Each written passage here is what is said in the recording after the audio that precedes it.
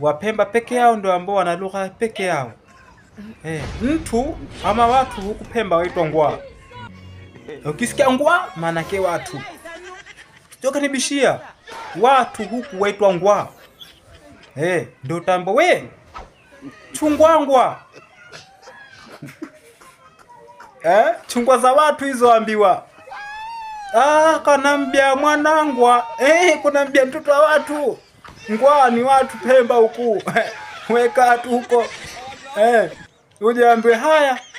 Mbona kwenye kitanda hayumo ule mgonjwa ngwa? Mgonjwa wa watu huyo dokta mrejeshe. Umrudishe. Wasikia?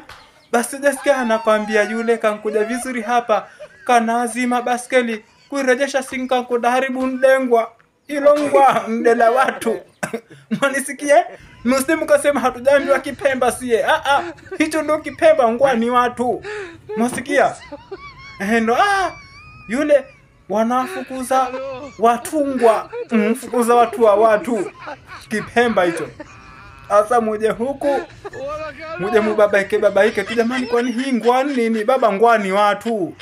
Nakupa mvujo, ngwa ni watu. Ukija Pemba, ukisikia karafungwa, usiguse karafu za watu. Ukija ukikamatwa miesimo. Garingwa. Kushajita kwenye gari ndo kwanza wajaleo Pemba haya kushaka kwenye siti pia. Baba nafasi ngwa, ondoka, nafasi ya watu hiyo. Usije ukajibabaisha. Msije kutana mkaja mkababaika. Mkaja mkageuka kama nzungu mmoja alikuja ajifanya ndiyo kashakijua Kiswahili. Alisema ng'ombe mwanamme. Hakuna ng'ombe mwanamme. Au yuko ng'ombe mwanamme? Au kukumari? Kukumari huko aitwa mtamba. Sawa? Basi tusema ngwa manake watu.